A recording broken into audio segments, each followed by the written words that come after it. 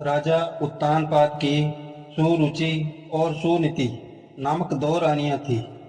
सुनीति बड़ी रानी थी, परंतु राजा छोटी रानी सुरुचि से अधिक प्रेम करते थे।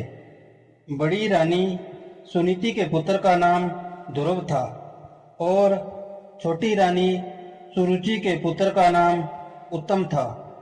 एक दिन ध्रुव ने उत्तम को पिता की गोद में बैठे देखा। उसकी भी इच्छा पिता की गोद में बैठने की हुई, किंतु छोटी रानी सुरुचि ने उसे रोकते हुए कहा, चले जाओ, यहाँ तुम्हारी कोई जगह नहीं है। ध्रुव ने भोलेपन से पूछा, माँ, पर मैं कहाँ जाऊं?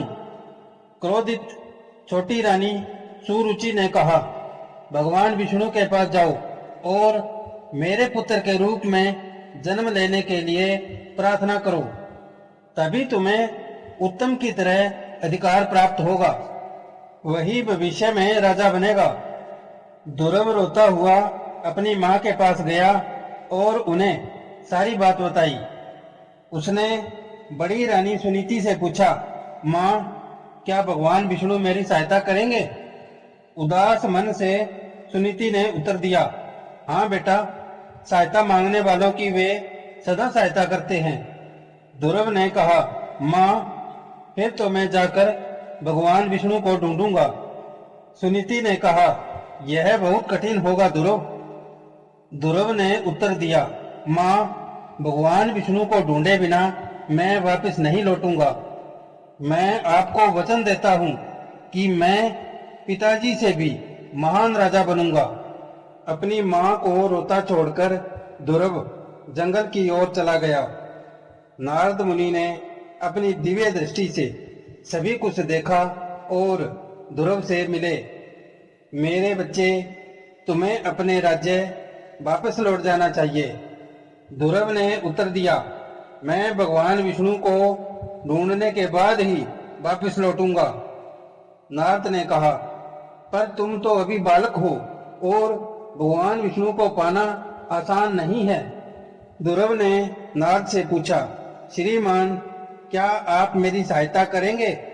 प्रसन्न होते हुए नारद ने मन ही मन सोचा, यह बालक है परंतु सच्चा क्षत्रिय है। यह किसी भी हाल में अपने संकल्प को नहीं तोड़ेगा।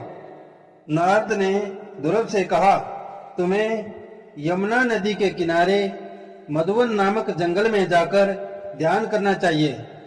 यदि प्रभु तुम्हारी भक्ति से प्रसन्न हुए तो वे तुम्हारे सामने प्रकट होंगे।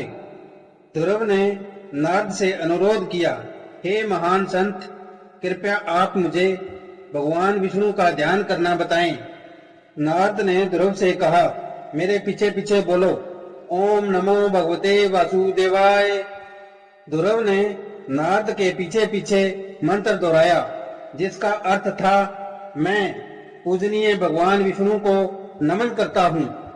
नारद ने ध्रुव को निर्देश देते हुए कहा, ध्यान करते समय इस मंत्र को दोहराते रहना और अपने मन को पूरी तरह भगवान विष्णु पर केंद्रित रखना। ध्रुव के जाने के बाद नारद राजा उत्तानपाद के पास गए।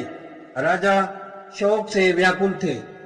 दुखी उत्तानपाद ने कहा, हे नारद मुनि, मैं अधम मनुष्य हूँ। जब रानी सुरुचि ने कठोर शब्द कहकर ध्रुव को मेरे राज्य से बाहर निकाला, तब मैं चुप रहा।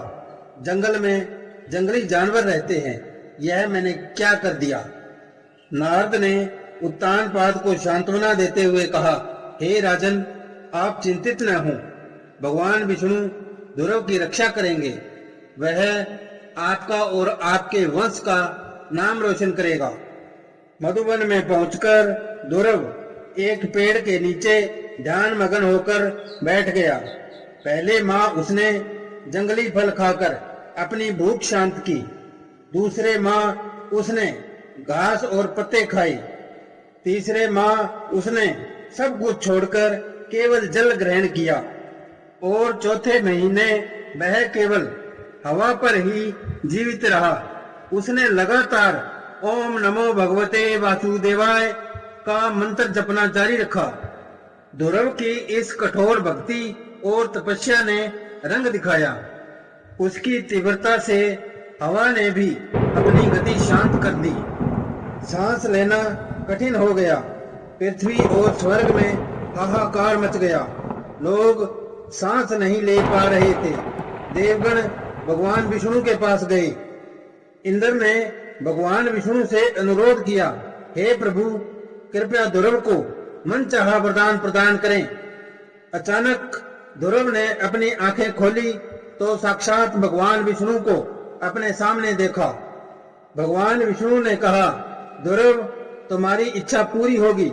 तुम एक महान राजा बनोगे और अनेकों वर्षों तक राज्य का भार वहन करोगे और फिर स्वर्ग आकर सदा वहीं रहोगे। यह कहकर भगवान विष्णु अंतर्ध्यान हो गई और ध्रुव वापस अपने घर लौट गया। उसके माता पिता ने प्रसन्न मन से उसका स्वागत किया। बड़ा होकर ध्रुव राजा बना। भगवान विष्णु के वचन के अनुसार ध्रुव ने बाद में स्वर्ग में स्थायी स्थान प्राप्त किया। आज भी ध्रुव को संसार में ध्रुव तारा के नाम से जाना जाता है।